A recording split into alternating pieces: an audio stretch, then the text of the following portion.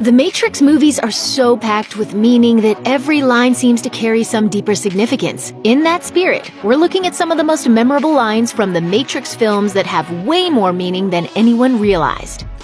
Neo's first encounter with his primary adversary, Agent Smith, arrives early in the first Matrix, before Neo's been clued into everything that's really going on. It's part of an interrogation in which Smith freaks Neo out with a variety of threats, including this seemingly simple statement. You're going to help us, Mr. Anderson. Whether you want to or not. What the franchise hasn't yet established is that, even though it sounds like Smith is just playing bad cop, he's actually quite correct, at least in theory. We later learn in The Matrix Reloaded that Neo's status as the One is actually a piece of programming. It was implanted in him by the architect as a part of a plan that will allow the Matrix to reboot and preserve the appearance of choice among the human race. At this point in the story, Neo is unknowingly a tool of the machines and the Matrix, and he won't figure that out until Part 2. After Neo meets Morpheus and agrees to take the red pill, he awakens in his pod among the human farm and is taken aboard Morpheus's ship. As he learns the truth while on board the Nebuchadnezzar, he asks why his eyes hurt. The answer Morpheus provides is simple and straightforward. You've never used them before. That explanation is technically true because Neo's biological form has been locked up inside that gel-filled pod for decades. But his question also offers some interesting foreshadowing for the future of his eyes. The topic comes up again in The Matrix Reloaded when the Merovingian, aware that Neo can now see the Matrix's code, asks, "You can see it, Neo, yes?" Then, in The Matrix Revolutions, Agent Smith, while in Bane's body, blinds Neo with an electrical cable, causing intense pain, but also giving him a new level of sight. His eyes are useless, but he can still see the energies around him as pure light, which he uses to make his final journey to the Machine City. Oh no. Your eyes. We'll be okay. After Neo is woken up and pulled from his pod, he begins his training under Morpheus and his crew.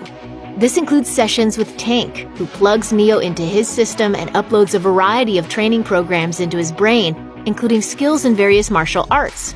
Neo is immediately thrilled by this process, and he endures hours of uploading at Tank's hands. When Morpheus comes to check on him, Tank says of Neo, 10 hours straight. He's a machine. Tank is, of course, simply referring to Neo's endurance as he undergoes the strain of the uploading process hour after hour. But he's also actually weirdly close to the truth of Neo's actual identity. Though we don't learn this until The Matrix Reloaded, Neo is actually a tool of the machines, while not being a machine himself. He was designed to be an asset to them, to help in the rebooting of the Matrix and the further use of humanity as a docile power source.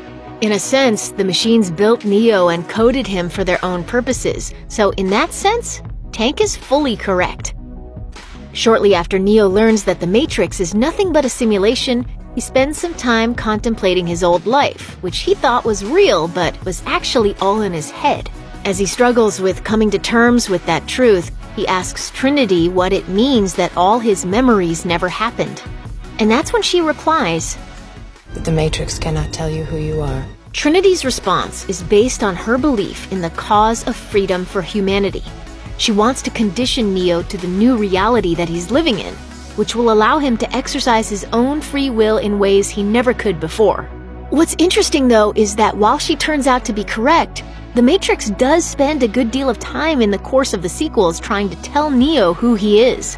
A large portion of Reloaded is devoted to characters like the Architect attempting to explain to Neo that he was programmed to reboot the Matrix and that he is not unique. There have been other ones before, and there will be other ones after, if all goes according to plan.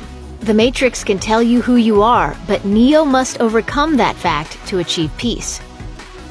Early in The Matrix, Neo first meets the Oracle, who tells him matter-of-factly that he isn't the One. He eventually proves this statement wrong by saving Morpheus and defeating the agents at the end of the film. When he tries to protest that he can't be the One because the Oracle said so, Morpheus explains that she told him exactly what he needed to hear. Neo, sooner or later you're going to realize, just as I did, there's a difference between knowing the path and walking the path. Neo spends much of the trilogy struggling with this fact, especially since he's living in a world with prophecies and an old woman who seems to know his future.